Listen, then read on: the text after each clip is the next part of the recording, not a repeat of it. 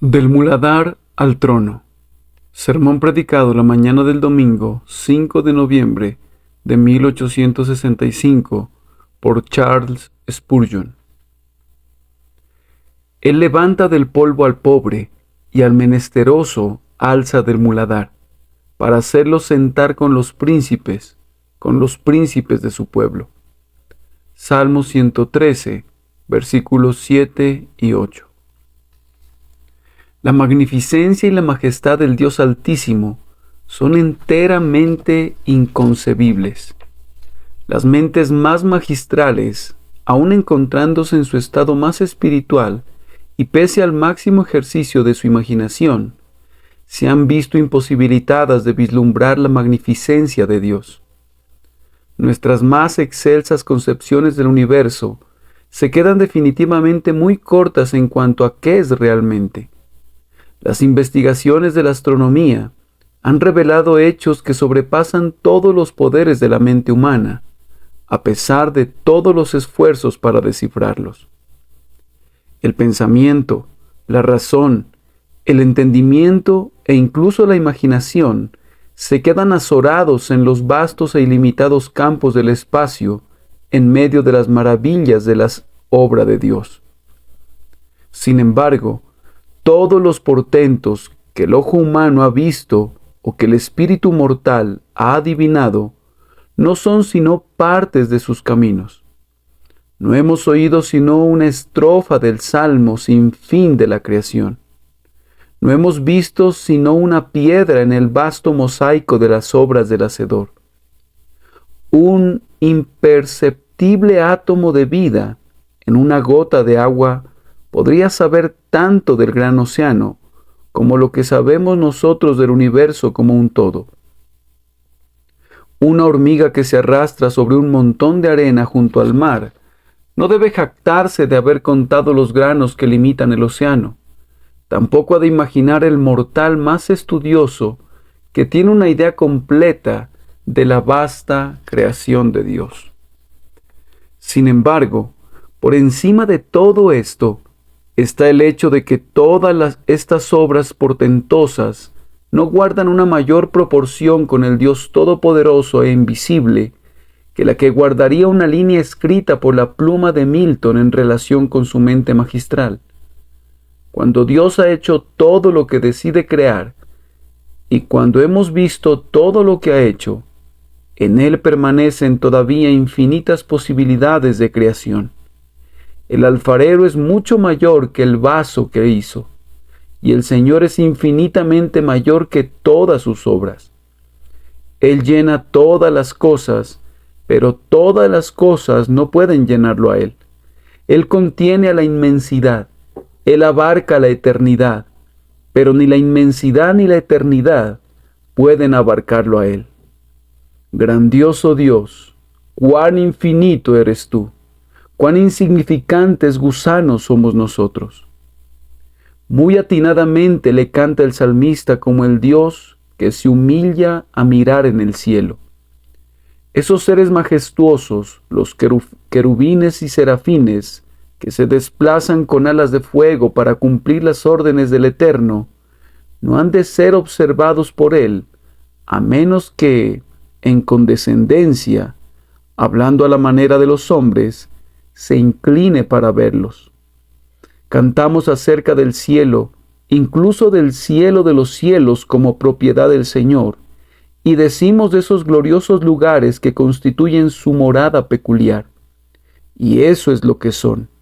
Y sin embargo, el cielo de los cielos no puede contenerle, y los espíritus celestiales no son nada comparados con él. Consideren entonces la condescendencia del Señor al visitar a los hijos de los hombres. ¡Cuánta condescendencia hay aquí, hermanos míos! Del trono del infinito a las viviendas de arcilla del hombre. Seguramente en un momento percibirán que todas las escalas de rango entre nuestra raza de gusanos han de ser menos que nada e incluso despreciables para Él. Él no frecuenta la compañía de los reyes cuando desciende a la tierra, pues que es su pompa ridícula para él? Él no busca para sí la sociedad imperial, como si fuera algo más acorde con su dignidad que la asociación con la pobreza, pues, ¿qué es el juego de niños de la grandiosidad cortesana para él? Un rey. ¿Qué es un rey sino un gusano coronado? Un rey. ¿Qué es un rey sino polvo y cenizas colocados encima del restante montón de cenizas y polvo? El Señor, por tanto, tiene en muy poca consideración el honor proveniente del hombre cuyo aliento está en su nariz. Con escarnio divino, Él aparta sus ojos de las torres de reyes altivos. Cuando su terrible carro desciende rodando de los cielos, hace que los hombres observen su condescendencia cuando visita a los hombres de baja condición. Él se tendría que rebajar para visitar un palacio, pero no se rebaja más si visita el muladar. Cuando está involucrado en diligencias de misericordia, habiéndose rebajado tanto como para entrar en un salón de sesiones del gabinete, se requiere escasamente un paso más para llegar a la guardia de la pobreza y a la madriguera del vicio. Tengan ánimo ustedes que son los más humildes de los hijos de los hombres, pues quien reina en la gloria no desprecia a nadie. Él levanta del polvo al pobre y al menesteroso alza del muladar. Esto ha ocurrido frecuentemente en la providencia. En sus arreglos, Dios altera singularmente la posición de los hombres. La historia no carece de ejemplos en los que quienes están más arriba han quedado más abajo, y los de abajo han terminado colocados arriba. He aquí, hay postreros que serán primeros, y primeros que serán postreros.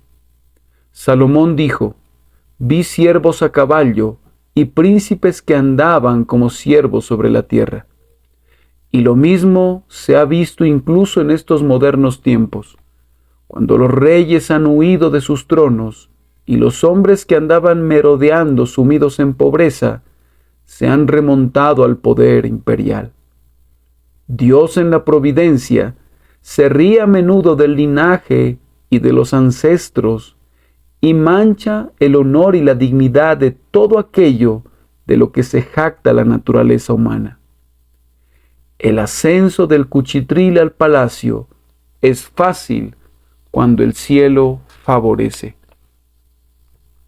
Esta mañana no tengo el propósito de explayarme sobre la providencia. Mi texto tiene una especial conexión con los actos de la gracia de Dios. Es aquí donde vemos por encima de todo la soberanía condescendiente de sus tratos. El tema lo vil del mundo y lo que no es, para deshacer lo que es, selecciona para sí a los que los hombres habrían repudiado con escarnio.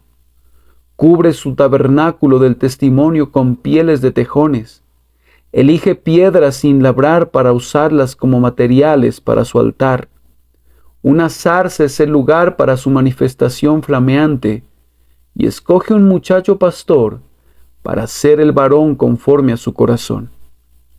Aquellas personas y cosas que desprecian los hombres son a menudo de gran estima a los ojos de Dios. Al considerar el texto esta mañana, hemos de notar los objetos de la selección de Dios.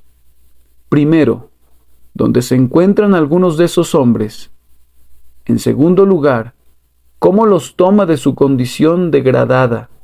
En tercer lugar, cómo los alza. Y en cuarto lugar, dónde los coloca. Será la historia de un hijo de Dios, del muladar al trono.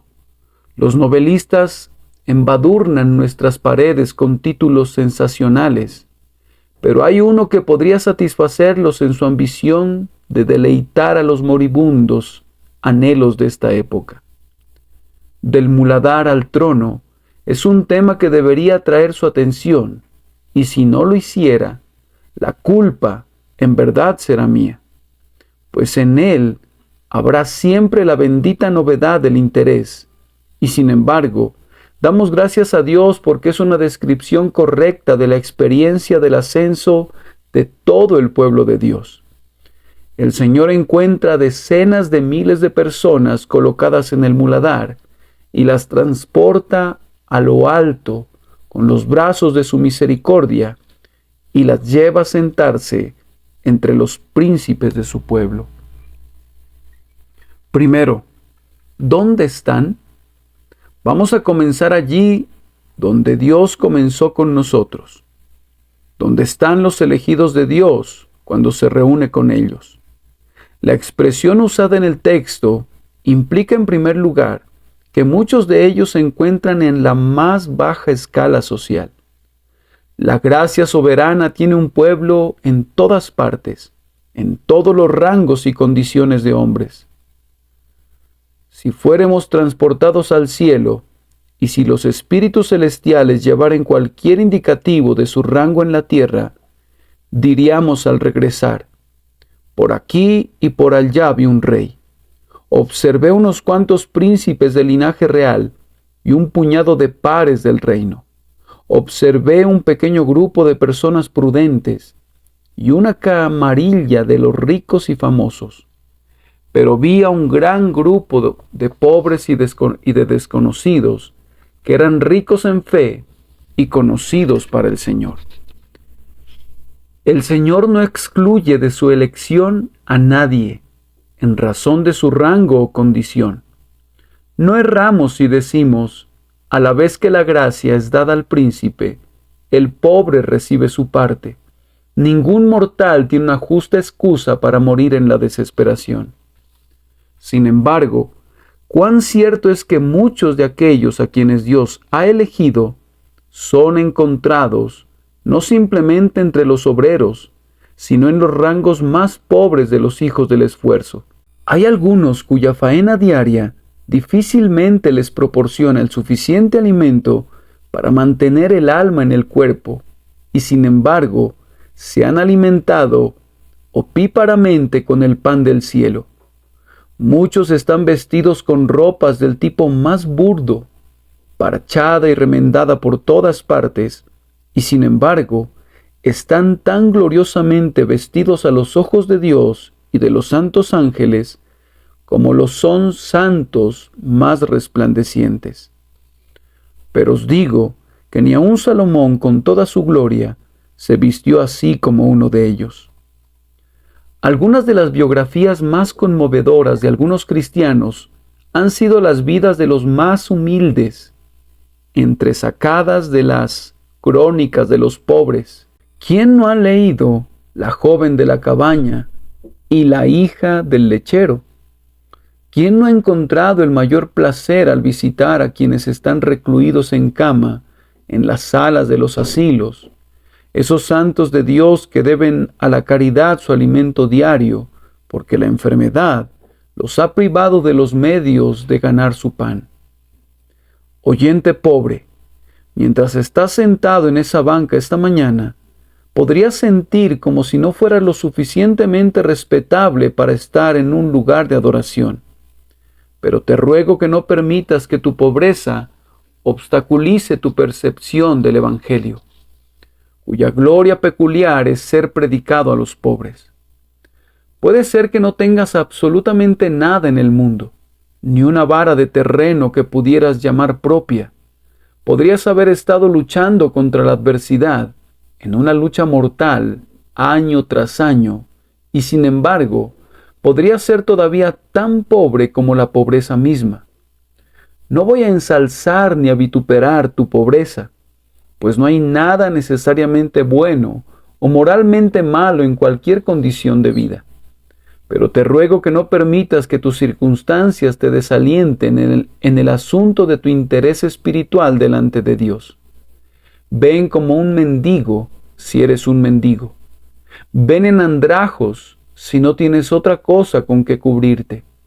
Los que no tienen dinero, venid comprad y comed. Venid, comprad sin dinero y sin precio vino y leche. La expresión en el texto no se refiere meramente a escalas sociales. No tengo ninguna duda de que tiene un significado más espiritual. El muladar es un lugar donde los hombres arrojan sus cosas sin valor. Cuando has utilizado un artículo y no puedes usarlo ya más, lo tiras a la basura. Le has dado 2 o 3 usos desde que fue empleado por primera vez para su propósito original, y ahora estorba el paso y no puede guardarse más. No sirve para ser vendido, ni siquiera como metal viejo, y por tanto lo tiras en el muladar para ser eliminado con el resto de la basura. Cuán a menudo los propios elegidos de Dios se han sentido como meros desechos y basura, como inútiles que han de ser echados fuera. Ustedes, queridos amigos, se encuentran en un caso semejante, pues han descubierto su propia y total inutilidad. Mirándose a ustedes mismos a la luz recibida del cielo, su valor imaginario se ha esfumado. Ustedes fueron alguna vez muy importantes en su propia estima, pero ahora perciben que si se perdieran, lejos de afectar al cielo y a la tierra, no tendría una más grave consecuencia para el mundo en su conjunto que el lanzamiento de una fruta podrida en el muladar, o que la caída de una hoja seca de un árbol del bosque en medio de una miríada de hojas. En su propia estimación, hay en ustedes una falta de adecuación para cualquier propósito útil. No tienen mayor utilidad que la sal que ha perdido su sabor. No pueden glorificar a Dios como lo desearían. Tampoco lo desean como deberían hacerlo. Ni puedes orar con el fervor que desearías, ni alabar con la gratitud que desearías sentir. Al examinar tu vida pasada, te sientes avergonzado de corazón. Te lamentas en un rincón. Señor, qué indigno pedazo de madera he sido en este mundo. ¿Cómo he inutilizado la tierra? ¿Qué siervo tan inútil he sido? ¿Has sido útil para tu familia o para tu país y pensabas antes que eso bastaba? Pero ahora te mides como a la luz de Dios, y en tanto que no has glorificado nunca a tu Hacedor y nos has honrado a tu amable y benevolencia preservador, te sientes tan indigno que si el Señor te arrojara al muladar y dijera, échenlo fuera, es tan indigno como la escoria o el estiércol. Solo te estaría tratando como lo mereces, con creces. Mi querido amigo, esta opinión de ti mismo, aunque te acarrea mucha infelicidad, es un signo muy saludable. Cuando nos consideramos poca cosa, Dios tiene un alto concepto de nosotros. Dios resiste a los soberbios y da gracia a los humildes. Él no te quebrará, oh caña cascada. Él no te apagará, oh pábilo humeante. Pero aunque solo sirvas para ser arrojado al muladar, su benevolencia tendrá una tierna misericordia de ti y te exaltará entre los príncipes de su pueblo. Además, el muladar es un lugar de desprecio. El desprecio dice a veces burlonamente de sus víctimas: es una persona tal que yo no la levantaría aunque lo viera en un muladar. El escarnio del mundo condena a algunas personas así. Oh, son unos buenos para nada. El muladar sería algo demasiado bueno para ellos. Posiblemente, persona que me escuchas, pudieras estar colocado en una familia donde eres muy despreciado.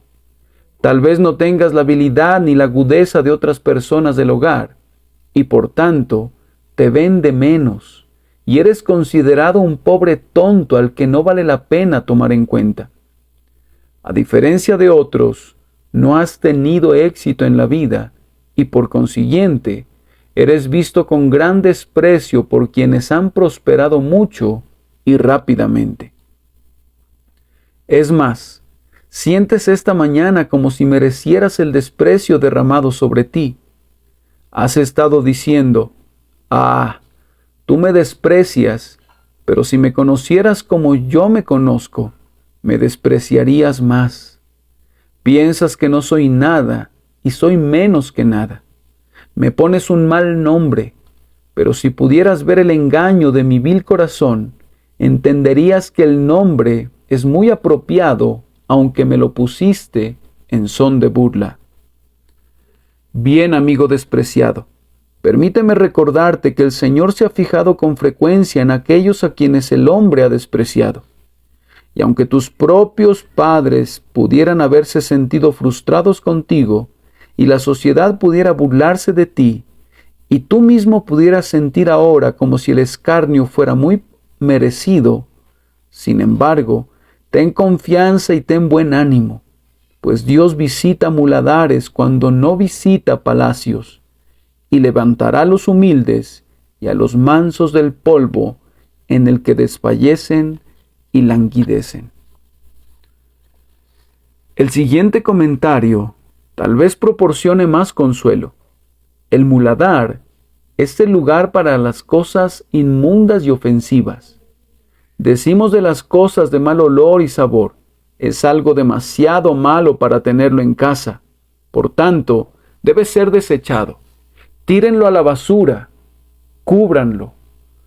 Cuando la materia se torna fétida, pútrida y ofensiva, necesitamos que sea removida de inmediato. Es triste que tengamos que decir eso de cualquiera de nuestros semejantes, pero debemos decirlo. Hay algunas personas cuyos pecados son terriblemente graves. Sus iniquidades son tan viles que constituyen una ofensa para los ojos y los oídos de todos los hombres decentes, y el Dios Santo mira sus acciones con ira y aborrecimiento. Algunos pecadores se han vuelto de un carácter tan infame que son dañinos para todos los que tienen que ver con ellos. No pueden reunirse con nadie sin esparcir el contagio de su pecado. Su ejemplo es tan malo que basta para envenenar el distrito en el que viven. Solo son aptos para ser botados como una masa de podredumbre, de porquería y pudrición, en el muladar donde la inmoralidad exhala su hora abominable. Pero, oh el amor de mi Señor, Él ha condescendido a menudo a rescatar del muladar a los abandonados. En el cielo veo a quienes lavaron sus ropas y las emblanquecieron en la sangre del Cordero. Aunque una vez fueron rameras como Rahab, adúlteros como David e idólatras como Manasés, delante del trono de Dios, entre los pares de Dios, están hoy aquellos que en sus días de perdición fueron ladrones, borrachos y blasfemos. Los atrios del cielo son hollados por muchos que una vez fueron los peores pecadores, pero que ahora son los santos más resplandecientes. Te ruego, amado, que nunca pienses que el Evangelio de Cristo salvó a grandes ofensores en días idos, pero que ahora es solo para los que no han caído y para los morales. Los morales son libremente invitados a Cristo, de quien nunca olvidamos testificar, pero los inmorales son invitados también. El Señor vino a nuestra tierra como un médico, y no vino a llamar a los justos, sino a los pecadores al arrepentimiento. No vino a sanar a quienes gozan de una buena salud, sino a los enfermos. Oh amado oyente, si estás tan enfermo por el pecado que toda tu cabeza está enferma y todo tu corazón está desfallecido, y desde la coronilla de tu cabeza hasta la planta de tu pie no hay un lugar sano en ti, sino solo heridas y raspones y llagas putrefactas, aún así el amor de mi Señor se inclinará hasta ti. Si has agregado lujuria al robo y has añadido asesinato a la lujuria, y si estás manchado de sangre con una infame iniquidad, empero el sagrado baño carmesí que fue llenado por el corazón de Jesús puede limpiar todo pecado y blasfemia. Todo aquel que crea en Él es justificado de todas las cosas de las que no podría ser justificado por la ley de Moisés. Las mentes refinadas pensaron justo ahora que yo estaba usando una expresión muy fea cuando hablé de rescatar a la podredumbre del muladar. pero la expresión es extremadamente limpia cuando se compara con el pecado, pues toda la inmundicia y repugnancia que hayan ofendido jamás al ojo y a la nariz es dulzura comparada con el pecado. La cosa más sucia y más detestable en todo el universo es el pecado. Es eso lo que mantiene ardiendo el fuego del infierno como la gran necesidad sanitaria de Dios. Tiene que haber un tofet permanente allí donde hay un constante pecado. Leemos que ciertas ciudades francesas encendían grandes hogueras públicas en tiempos del cólera. El cólera, ¿qué es el cólera comparado con el pecado? Dios hace que las llamas ardientes del tormento eterno asciendan por los siglos de los siglos, pues es sólo por ese terrífico castigo que la plaga del pecado puede ser restringida del todo dentro de los límites.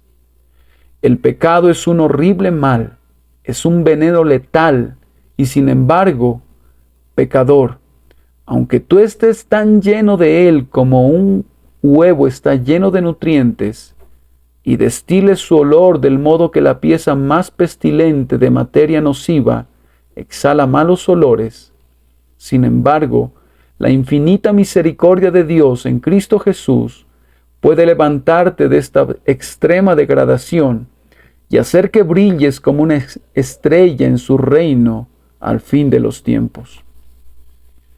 Además, el muladar puede ser considerado espiritualmente como el lugar de condenación. Por ejemplo, considera un cierto artículo alimenticio. El ama de casa que es ahorrativa no desea desperdiciar nada. Bien, si no sirve para la alimentación, ¿no podría ser útil para otra cosa? Por fin, cuando ve que no sirve, la sentencia de condenación es: debe tirarse al muladar. Nabucodonosor, en su memorable proclamación concerniente al Señor Jehová, dijo que cualquiera que dijere una palabra contra él sería hecho pedazos y su casa sería convertida en un muladar. Entonces, hay una conexión entre el muladar y la condenación. Ahora podría haber en esta audiencia esta mañana un hombre que se sintiera bajo sentencia de condenación. Has tenido con mucha frecuencia remordimientos de conciencia. A menudo te han mostrado mejores caminos y sin embargo has pecado contra la luz y el conocimiento al punto que ahora consideras que has pecado más allá del alcance de la misericordia. Esta mañana, muy probablemente, mi voz rechina en tu oído, aunque tiene el propósito de transmitirte las noticias más halagüeñas que jamás hubiere proclamado una trompeta de plata al pecador en quiebra en el día del jubileo. Sin embargo, suena para ti como la voz que proclama tu condenación. Bien, pobre pecador, si tú estás condenado en ti mismo y una áspera voz ha dicho: arrójenlo al muladar, arrójenlo a las llamas del infierno, empero yo vengo a ti en el nombre de Jehová y te pido que oigas esta palabra esta mañana. Él levanta del polvo al pobre y al menesteroso alza del muladar para hacerlo sentar con los príncipes. ¿Qué dices a esto? ¿Qué tal si Dios te perdonara esta mañana? ¿Qué tal si te convirtiera en su hijo? ¿Qué tal si te da una corona incorruptible de vida? Oh, dices tú, si hiciera eso, yo le amaría y le bendeciría. Pecador, Él lo hará si crees ahora en el Señor Jesús, cuya sangre nos limpia de todo pecado. Por la muerte de Jesús te suplico que confíes en el sacrificio expiatorio del Calvario y vivirás para alabar su amor redentor. Sin embargo, no debo dejar fuera un pensamiento que acaba de atravesar la mente de alguien. Algo que yace en el muladar está en contacto con repugnantes asociados. Y por tanto, el texto podría representar a aquellos que han vivido hasta aquí entre asociaciones malignas. Cuando estas puertas son abiertas, entran aquí a menudo, por curiosidad, personas que no asisten regularmente a lugares de adoración.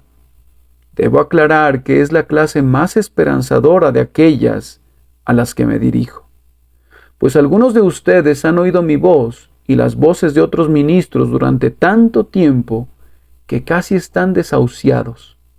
Casi podríamos darnos por vencidos, pues hemos argumentado con ustedes tan frecuentemente y hemos puesto la verdad delante de ustedes tan constantemente que seguramente si fuera a ser bendecida para ustedes, ya lo habría sido.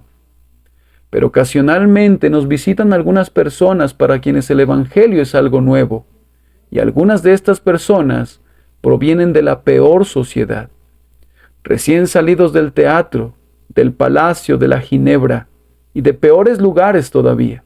El nombre de Jesús es casi desconocido, excepto cuando es usado en la blasfemia, y la persona del Dios Altísimo está completamente olvidada, excepto como innovación en una maldición.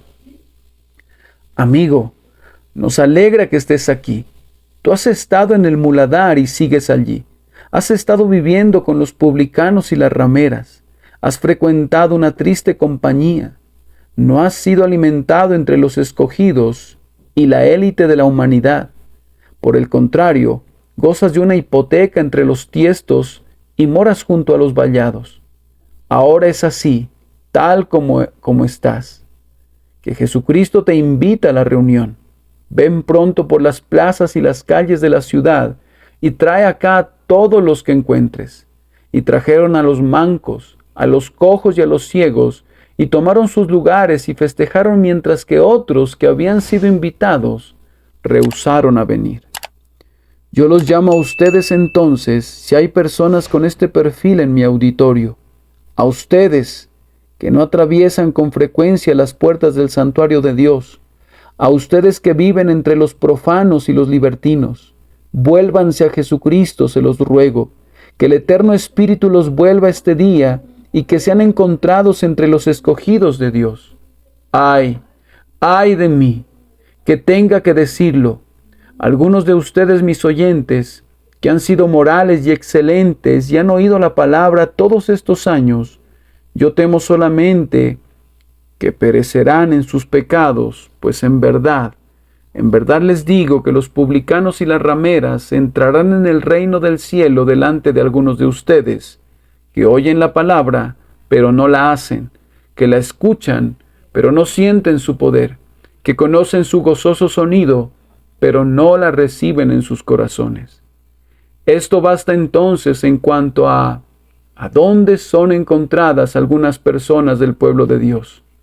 Permítanme decirles que, en un cierto sentido, allí es donde están todos.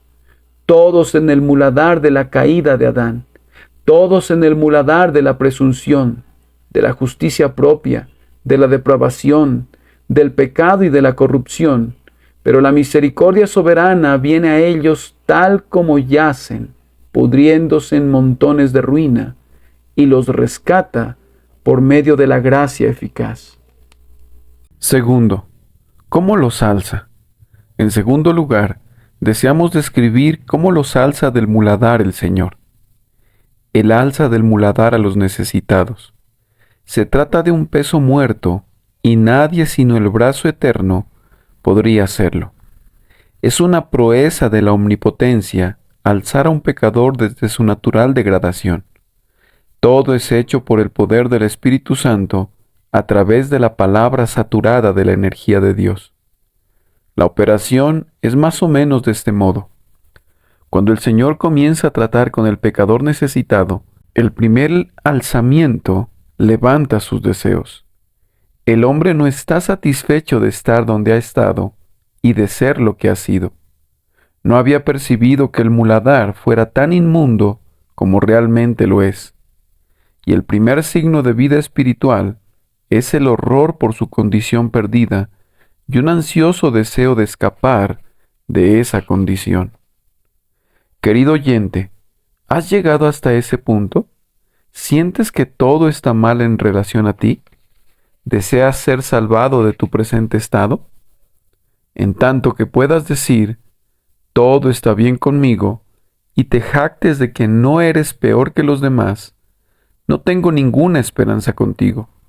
Dios no alza a aquellos que ya están alzados. Pero cuando tú comienzas a sentir que tu presente condición es de degradación y ruina, y que desearías ardientemente escapar de ella, entonces el Señor ha puesto la palanca debajo de ti y ha comenzado a alzarte. El siguiente signo es generalmente que para un individuo así, el pecado pierde toda dulzura. Cuando el Señor comienza a obrar contigo, incluso antes de que encuentres a Cristo para gozo de tu alma, descubrirás que el gozo del pecado ha desaparecido. Un alma revivida que siente el peso del pecado no puede encontrar placer en él. Aunque el mal del pecado no puede ser percibido claramente y evangélicamente sin fe en Jesús, sin embargo, la conciencia de un pecador que ha despertado, al percibir el carácter terriblemente corruptor de algunos pecados, le obliga a renunciar a ellos. La taberna ya no es visitada. La silla del escarnecedor se queda vacía. Las lujurias de la carne son abandonadas, y aunque esto no alza al pecador del muladar, es sin embargo un signo de que el Señor ha comenzado su obra de gracia. Cuando el pecado se vuelve amargo, la misericordia se vuelve dulce. Oh amigo mío, que el Señor te destete de los dulces venenos del mundo y te lleve a los verdaderos placeres que están ocultos en Cristo Jesús. Otro bendito signo de que el hombre está siendo alzado del muladar es que comienza a sentir que su propia justicia no es de ninguna ayuda para él. Cuando habiendo orado, contempla sus oraciones con arrepentimiento y habiendo ido a la casa de Dios, no descansa en las formas exteriores. Es bueno que el hombre sea cortado eternamente de toda confianza en sí mismo. Podría estar todavía en el muladar, pero estoy seguro de que no estará por mucho tiempo. Pues cuando tú y tú mismo han contendido, Dios y tú mismo comienzan a estar en paz. Cuando tú puedes ver a través de esa justicia de telaraña tuya, que una vez pareció ser un hermoso vestido de seda, cuando puedes odiar esa moneda falsa que una vez pareció brillar y sonar como oro legítimo, cuando estás hundido en la zanja y tus propios vestidos te aborrecen, no ha de pasar mucho tiempo antes de que seas salvado con una salvación eterna. Ahora viene el verdadero alzamiento que te sacará del muladar. Ese individuo pobre, culpable, perdido, indigno, oye de Jesucristo que vino al mundo para salvar a los pecadores. Esa pobre alma lo mira con una mirada que quiere decir: Señor, tú eres mi último recurso.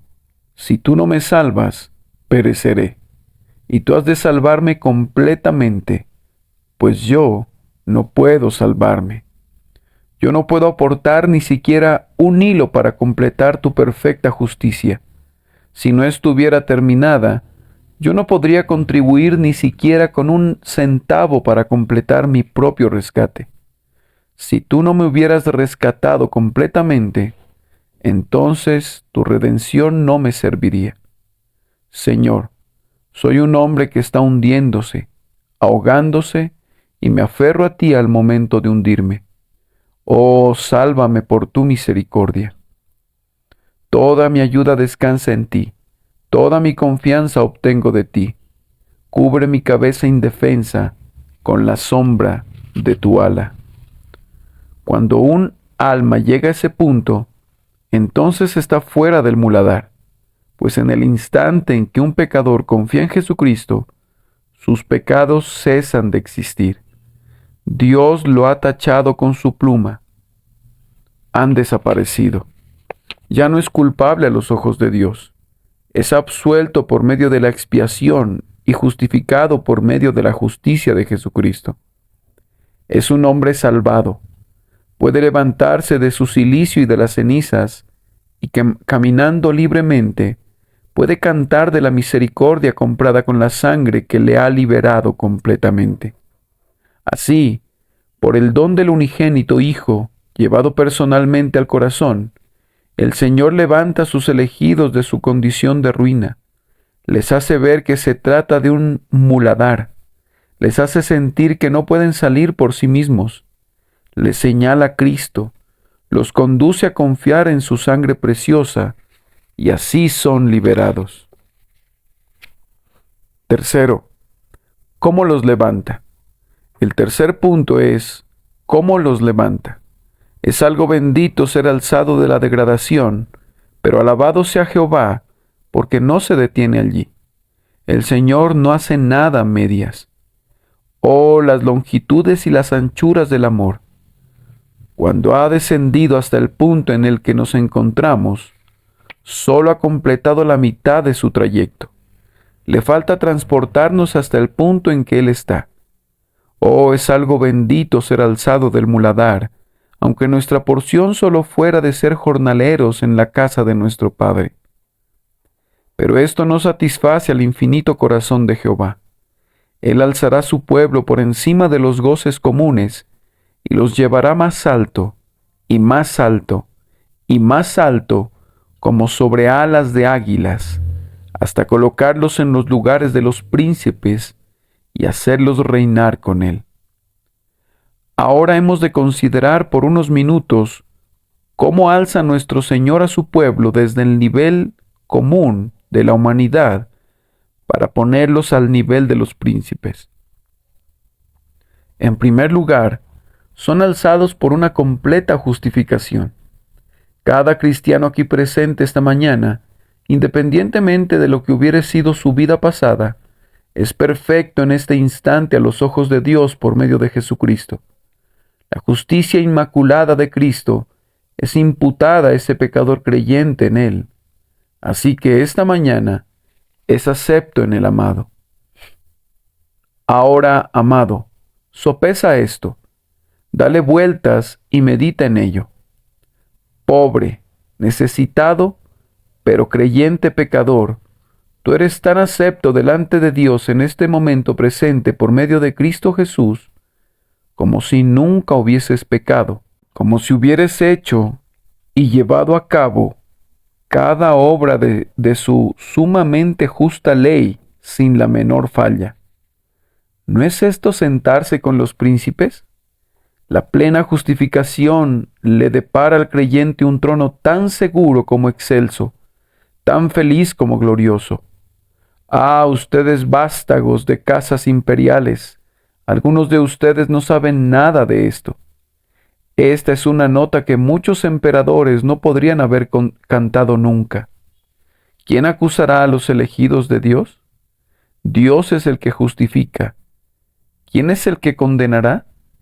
Hablando de sentarse en los pabellones del placer o en los divanes del Estado, con nobles príncipes, reyes, césares. Vamos, la figura se tambalea, se queda corta del blanco, pues el estado del alma completamente justificada sobrepasa en brillo a todo eso, como el sol brilla más que aquella vela vacilante. Demos el siguiente paso. Muchos de los hijos de Dios que han sido alzados del muladar gozan de una plena seguridad de fe. Tienen la certeza de que son salvos. Pueden decir juntamente con Job, yo sé que mi Redentor vive.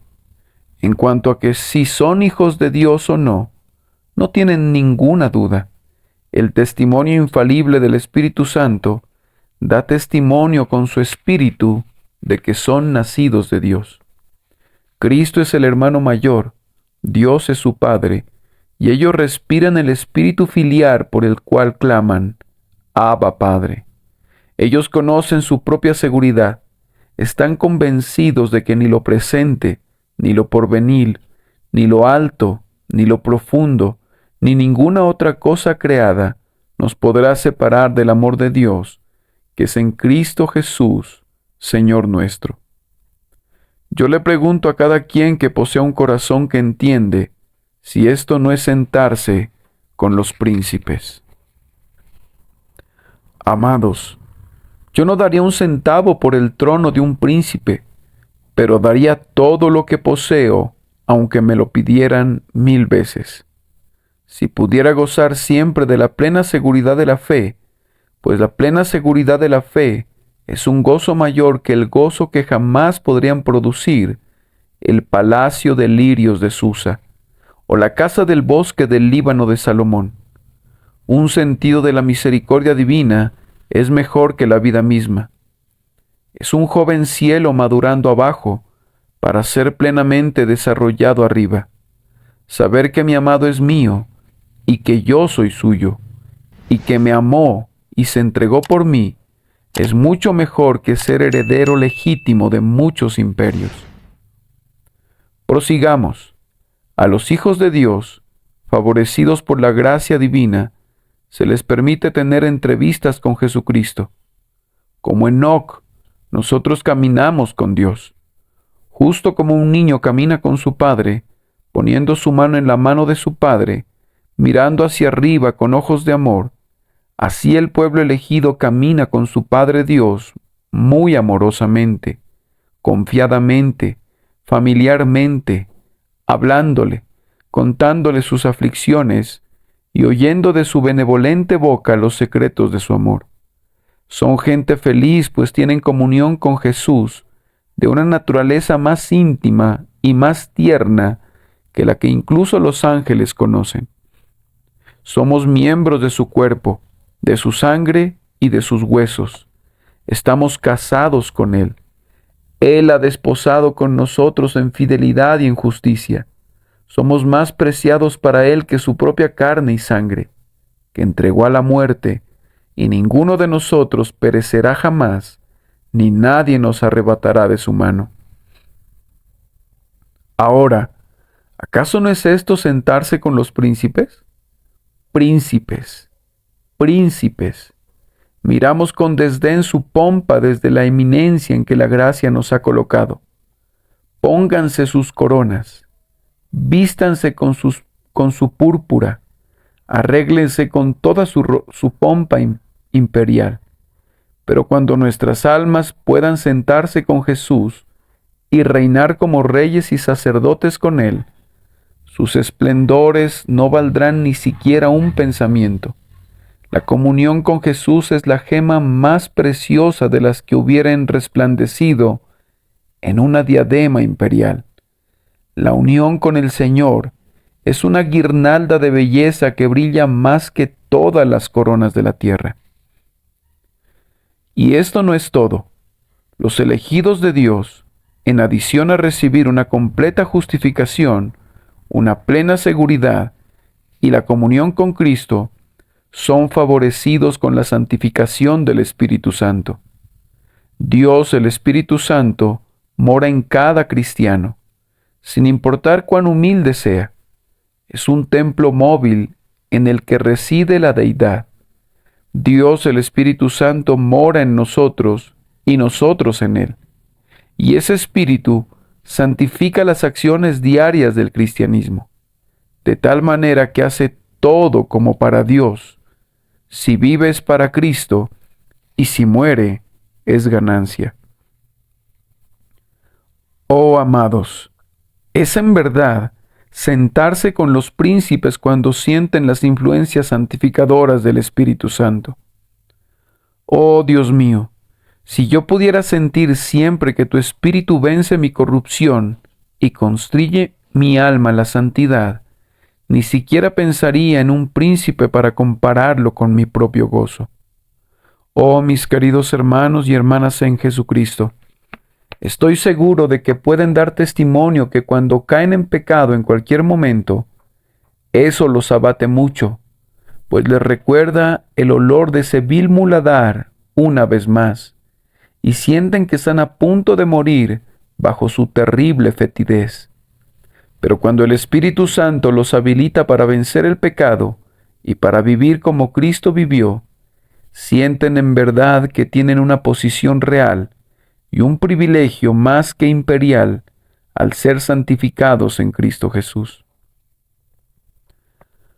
Además, muchos santos reciben en adición a la santificación, la bendición de la utilidad. Y pongan atención a esta palabra. Cada hombre útil es de un rango principesco.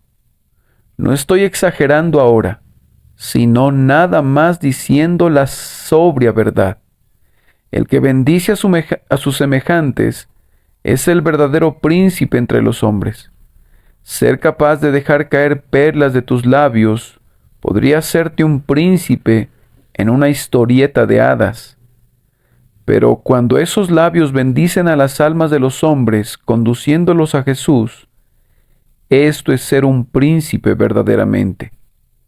Alimentar al hambriento, vestir al desnudo, rescatar al caído, enseñar al ignorante, darle ánimo al deprimido, inspirar al inconsciente y conducir a los santos hasta la diestra de Dios. Hermanos míos, esto es llevar un lustre que ni estrellas ni galones, ni órdenes ni distinciones podrían conferir jamás. Este es el privilegio de cada uno de ustedes según el Espíritu de Dios les haya dado la medida de fe. Ustedes que una vez hicieron el mal, ahora sirven el interés de la virtud. Ustedes que convirtieron a sus miembros en siervos de la injusticia, ahora hacen que esos mismos miembros sean siervos de la justicia, para alabanza y gloria de Dios.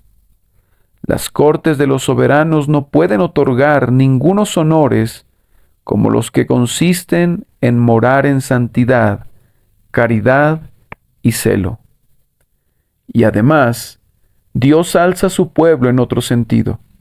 A la vez que les da santificación y utilidad, también los unge con gozo. Oh, el gozo de ser cristiano. Yo sé que la idea del mundo es que somos un pueblo miserable. Si leen las páginas de la historia, los escritores hablan de los alegres caballeros como hombres de un elevado espíritu y gozo sobreabundante.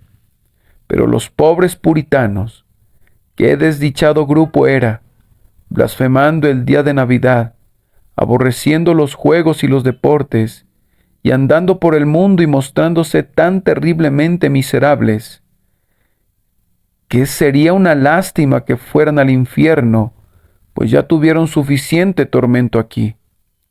Ahora esos comentarios son totalmente falsos, o por lo menos son una burda caricatura. Los hipócritas entonces como ahora mostraban una cara larga y un semblante deplorable. En cambio se encontraban entre los puritanos huestes de hombres cuya santa jovialidad y gozo eran sin igual. Es más, que no podía ser ni imaginado ni comprendido por aquellos pobres necios burlones que revoloteaban en torno al libertino sin corazón, cuyas hipocresías le habían alzado al trono de Inglaterra. Un profundo e inextinguible gozo moraba en los pechos de aquellos puritanos, pero la jovialidad de los caballeros no era más que un crepitar de espinas bajo la olla. Hombres que formaban el cortejo de los altivos y de los fuertes, que se saciaban en los lugares altos y mataban a los santos de Dios. Oh, muy por encima de la risa de los galantes de la corte, estaba el poderoso y profundo gozo de aquellos que regresaron del campo victoriosos cantando al Señor, que los había hecho triunfar gloriosamente. Los llamaban los Ironsides, o costados de hierro. Y eso eran, pero tenían corazones de acero, quienes a la vez que no vacilaban en el día de peligro, no se olvidaban de brillar de gozo, igual que el acero resplandece ante el brillo del sol. Créanme que sin importar lo que ellos fueran, nosotros, los que confiamos en Jesús, somos las personas más felices. No constitucionalmente, pues algunos de nosotros somos muy atribulados y somos conducidos a los abismos de la pobreza, pero internamente, verdaderamente y realmente, el gozo de nuestros corazones, créanme, no ha de ser sobrepasado. Yo no estaría aquí para mentirles ni por el doble del valor de las Indias, sino que diré la verdad. Si tuviera que morir como un perro mañana, no cambiaría mi lugar con nadie bajo los atrios del cielo por el gozo y la paz de la mente, pues ser un cristiano y saberlo, beber profundamente de esa copa, conocer tu elección, entender tu llamamiento, yo les aseguro que produce mayor paz y bienaventuranza en 10 minutos de lo que se encontrarían en 100 años en todos los atrios del pecado, aunque el desenfreno se desbloquee y el placer no conozca ninguna licencia.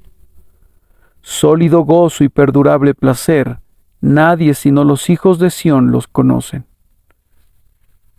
Así que cuando leo el texto que dice que Él nos coloca con los príncipes, no me impresiona la figura, cojea, renquea, pues el Señor nos coloca muy por encima de todos los príncipes terrenales. Y si no fuera por la siguiente frase, yo preferiría que la figura se desvaneciera por completo, pero esa cláusula la endereza, con los príncipes de su pueblo. Esto pone alma y fuerza. Estos son los príncipes de otra sangre, estos son pares de otro reino, y entre ellos Dios coloca a su pueblo. Cuarto, ¿dónde el Señor coloca a su pueblo? Para concluir, hemos de notar un último lugar. ¿Dónde es que nuestro Señor coloca a su pueblo? Con los príncipes, se nos informa. Hemos ya reflexionado sobre ese mismo pensamiento, pero vamos a examinar otra de sus facetas. Con los príncipes es el lugar de la sociedad selecta. Ellos no admiten a cualquiera en ese círculo encantado. El pobre plebeyo no debe aventurarse en medio de la aristocracia. La sangre azul corre en un canal más bien estrecho y no puede esperarse que se le permita al carmesí común vigorizar la lánguida corriente. El verdadero cristiano vive en una sociedad muy selecta. Escuchen, nuestra comunión verdaderamente es con el Padre y con su Hijo Jesucristo. Cuando se habla de una sociedad selecta, no hay ninguna como esta. Somos una generación escogida, un pueblo peculiar, un sacerdocio real, porque no nos hemos acercado al monte Sinaí, sino que nos hemos acercado a la sangre rociada y a la congregación de los primogénitos que están inscritos en los cielos. Esta es una sociedad selecta. A continuación, ellos tienen una audiencia en la corte. Se espera que el príncipe tenga derecho de admisión ante la realeza, cuando la gente común como nosotros debemos permanecer lejos.